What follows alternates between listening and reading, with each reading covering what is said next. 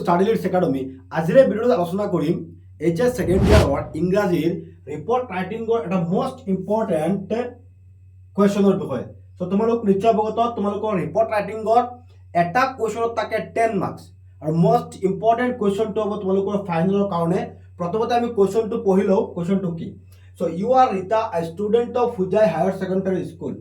Your school has recently organized a condolence meeting to mourn the untimely death of the famous singer Jubin Garg. Write a report on the event in about 100 to 125 words for your school magazine. মানে এই কুৱেশ্যনটোৰ অৰ্থ হৈছে তোমাৰ নাম ৰীতা, তুমি হুজাই higher secondary স্কুলৰ এজন student. তোমাৰ স্কুলত ৰিচেণ্টলি কি হৈছে, আমি সকলোৱে জানো যে আমাৰ মৰমৰ শিল্পী জুবিন গাৰ্গৰ অকাল মৃত্যু হৈছে।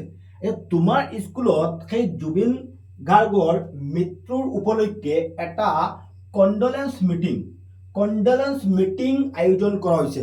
কণ্ডলেন্স মিটিং মানে কি, শোকসভা যিটো কোৱা হয়, সেই শোকসভা এখন আয়োজন কৰা হৈছে সেই ছিংগাৰজনৰ মৃত্যুৰ উপলক্ষে। ইয়াৰ ওপৰত ৰিপৰ্ট প্ৰস্তুত কৰিব লাগে। চ' আশা কৰোঁ তোমালোকে কুৱেশ্যনটো বুজি পাইছা। চোৱা, কেতিয়াবা পৰীক্ষাত আমি কুৱেশ্যন দেখা পাওঁ যে ট্ৰেণ্ডিঙৰ যিবোৰ আছে, এই যিটো আমাৰ কুৱেশ্যন হয় এটা মষ্ট ইম্পৰ্টেণ্ট। অসমৰ সকলো মানুহে ইয়াৰ বিষয়ে ইতিমধ্যে অৱগত হৈছে যে জুবিন গাৰ্গ ডাঙৰীয়াৰ মৃত্যু সম্পৰ্কে আমি সকলো অৱগত, কেনেকৈ মৃত্যু হৈছিলে, সকলো মানুহে ন্যায় বিচাৰি আছে। চ' ইয়াত তোমালোকৰ হায়াৰ ছেকেণ্ডেৰী হওক বা HSLG হওক, ইয়াৰ ওপৰত কুৱেশ্যন অহাৰ সম্ভাৱনা খুবেই বেছি। ইংৰাজী হওক বা অসমীয়াত এছে আহিব পাৰে, বেলেগ ছাবজেক্ট অসমীয়াত। চ' আমাৰ ইংলিছত ৰিপৰ্ট ৰাইটিং অহাৰ সম্ভাৱনা খুবেই বেছি। চ' তোমালোকে এই কুৱেশ্যনটো কোনেও মিছ কৰিব নালাগে। এটা মষ্ট ইম্পৰ্টেণ্ট কুৱেশ্যন। তোমালোকে ইয়াৰ আনচাৰ ধুনীয়াকৈ মই তোমালোকৰ লগত ডিছকাছ কৰি আছোঁ। আশা কৰোঁ কুৱেশ্যনটো সকলোৱে বুজি পাইছে যে জুবিন গাৰ্গ ডাঙৰীয়াৰ মৃত্যু উপলক্ষে তোমাৰ স্কুলত এটা কণ্ডলেন্স মিটিং আয়োজন কৰা হৈছে, শোকসভা আয়োজন কৰা হৈছে। ইয়াৰ ওপৰত তুমি ৰিপৰ্ট প্ৰস্তুত কৰিব লাগে আৰু এটা ৰিপৰ্টত মাৰ্কছ কিমান থাকে, 10 মাৰ্কছ থাকে। চ' আশা কৰোঁ তোমালোকে কুৱেশ্যনটো বুজি পাইছা। ঠিক আছে, আমি এতিয়া আনচাৰটোত যাওঁ। চ' আনচাৰত যোৱাৰ আগতে মই তোমালোকক এটা ইনফৰমেশ্যন দিব বিচাৰিছোঁ।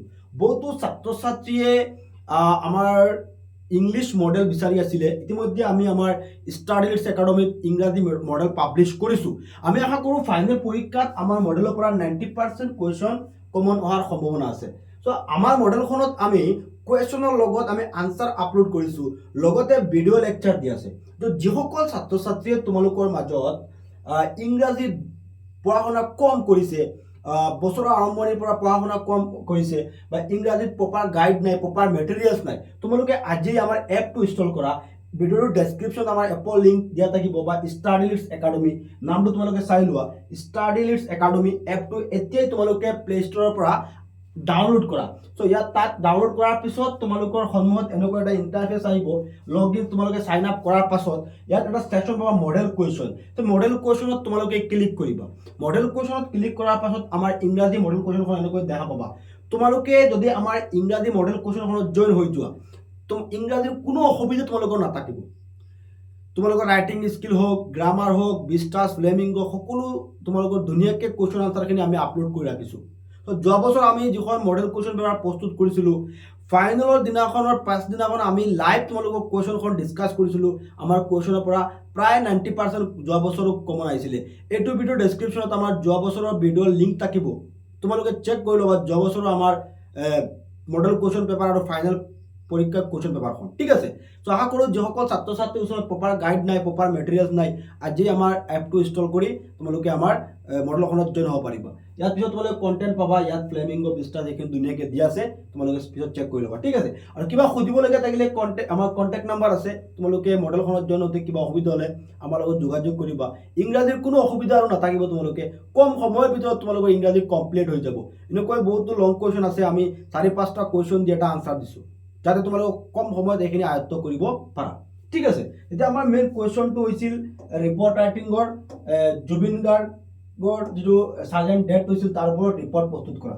সো এতিয়া আমি আনসাৰটো লৈ যাওঁ ঠিক আছে আমি এটা আনসাৰটো চাওঁ আনসাৰ আমি কেনেকৈ লিখিব লাগে এতিয়া চোৱা ৰিপৰ্ট ৰাইটিং লিখোতে প্ৰথমতে আমি এটা হেডলাইন দিব লাগে ঠিক আছে হেডলাইন দিব লাগে আমাৰ যেটো কোৱেশ্চন আছে কোৱেশ্চনটোৰ আমাৰ হেডলাইন কি হ'ব ইয়াত আমি দিছো condolence meeting in memory of Zubeen Garg ঠিক আছে কন্ডোলেন্স মিটিং জুবিন গাৰ্গৰ স্মৃতিত শোকসভা ঠিক আছে এটো আমাৰ হেডলাইন আছে আৰু ৰিপৰ্টেড বাই ৰীতা সো ৰিপৰ্টেড মানে কি যেটো ৰিপৰ্টাৰৰ নাম থাকিব আমাৰ কোৱেশ্চনটোতে অলৰেডি আমাৰ ৰিপৰ্টাৰৰ নাম দি আছিল ৰীতা দি আছিল চোৱা সেই কাৰণে আমি ইয়াত তলত লিখিব লাগিব ৰিপৰ্টেড বাই ৰিপৰ্টাৰৰ নাম ৰিপৰ্টেড বাই লিখি নামটো আমাক দি আছে যেহেতু আমি ৰীতা লিখিছো ওকে ইয়াৰ পিছত চোৱা এখন টাইম নাম দিব লাগে মানে নিউজ পেপাৰখন কৰ পৰা পাবলিছ হয় বা এটা টাইম নাম আমি যেহেতু কলেজখনৰ নাম কি পাইছিলো হুজাই হায়াৰ ছেকেণ্ডাৰী সেইকাৰণে আমি ইয়াত হুজাই দিছো ইয়াত তুমি নগাঁও দিব পাৰা গুৱাহাটী দিব পাৰা কোনো অসুবিধা নাই ইয়াৰ পাছত ইয়াত এটা ডেট দিব লাগে ইয়াত আমি 25 অক্টোবৰ দিছো 2025 ঠিক আছে 25 অক্টোবৰ 2025 ইয়াৰ পিছত চোৱা এই ডেটটো কি এই ডেটটো মানে যেদিনাখন তুমি ৰিপৰ্টটো লিখি আছা সেইদিনাখনৰ ডেট দিছা ঠিক আছে এতিয়া চোৱা ইয়াত 25 দিলা আনসাৰটো আমি কেনেকৈ ষ্টাৰ্ট কৰিছো a condolence meeting was organized at Hojai higher secondary school on 24th October 2025 to mourn the untimely death of the legendary singer Jubin Garg who was an inspiration to millions of music lovers. The program was held in the school auditorium and attended by all teachers, students and non-teaching staff. এতিয়া কি কৈছে এ condolence meeting শোকসভা আয়োজন কৰা হৈছে কত হুজাই higher secondary স্কুলত কেতিয়া 24th অক্টোবৰত সো তুমি ৰিপৰ্টটো লিখি আছা 25th লিখি আছা মানে 25ত লিখি আছা আৰু কৈছা যে 24ত হৈছিল মানে যোৱা কালি হৈছিল কিয় যে untimely death of the legendary singer Zubeen গাৰ্গৰ হঠাৎ আনটাইমলি ডেথ হঠাৎ মৃত্যুত আমি কি কৰিছো এই শোকসভাটো আয়োজন কৰিছো আৰ জুবিন গাৰ্গ কোন আছিল ইয়াৰ বিষয়ে অলপ লিখিছো who was an inspiration to millions of music lovers মানে মিলিয়ন মিউজিক ভাল পোৱা মানুহৰ ইনস্পিৰেশন ঠিক আছে দ্য প্ৰোগ্ৰাম ওয়াজ হেল্ড প্ৰোগ্ৰামটো কত হৈছিল দ্য স্কুল অডিটোৰিয়ামত আৰু টিচাৰ ষ্টুডেন্টস আৰু নন টিচিং ষ্টাফ সকলো উপস্থিত হৈছিল ঠিক আছে সো আগৰ প্ৰথম প্ৰেগাৰটো তোমালোকে বুজি পাইছা the principal offered floral tributes before the portrait of Jubin Garg and spoke about his immense contribution to Assamese music. আৰু আমাৰ প্ৰিন্সিপালে কি কৰিছিল জুবিন গাৰ্গ ডাঙৰীয়াৰ পোৰ্ট্ৰেট মানে কি যেটো আমাৰ ফটো থাকে তাক কি কৰিছিল ফুল দিছিলে ট্ৰিবিউট জনাইছিলে আৰু স্পক এবাউট হিজ ইমেন্স কন্ট্ৰিবিউশন আৰু জুবিন গাৰ্গ ডাঙৰীয়াৰ যেটো কন্ট্ৰিবিউশন আছে আসামিজ মিউজিক অসমীয়া সংগীত জগতলৈ সিনেমা জগতলৈ এণ্ড ছ'চিয়েল কজেছ মানে জুবিন গাৰ্গ ডাঙৰীয়া যিখিনি কন্ট্ৰিবিউশন আছে গোটেইখিনি প্ৰিন্সিপালে বক্তব্যত কৈছিলে several students and teachers shared their thoughts recalling his melodies songs and humble personality আৰু অসংখ্য ছাত্ৰ ছাত্ৰীয়ে আৰু টিচাৰ সকলে কি কৰিছিলে তেওঁলোকৰ যে চিন্তা চৰ্চা থট শেয়াৰ কৰিছিল আৰু জুবিন গাৰ্গৰ সেই মেলোডিত যিবোৰ সং আছিল গান আছিল ইয়াৰ বিষয়ে উল্লেখ কৰিছিলে a few students performed his famous songs as a tribute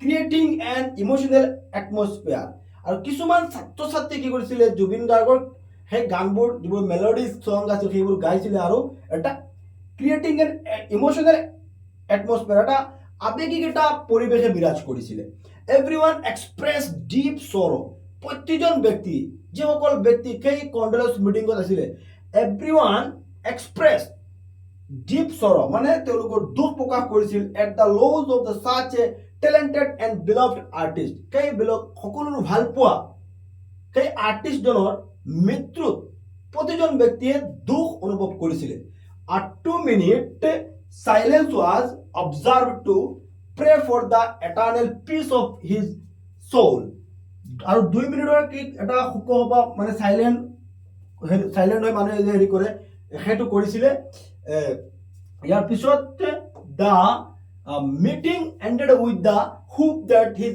legacy would continue to inspire future generation. আৰু মিটিংটো শেষ হৈছিলে সেইখিনি বক্তব্য ৰাখি বা সেইখিনি কথা কৈ যে জুবিন গাৰ্গৰ যিটো লেগেচি আছিল বা জুবিন গাৰ্গৰ যিটো চিন্তা চৰ্চা আছিল যে যাতে আমাৰ জেনেৰেশ্যন নেক্সট জেনেৰেশ্যনে সেইবোৰ আদৰ্শ হিচাপে গ্ৰহণ কৰে।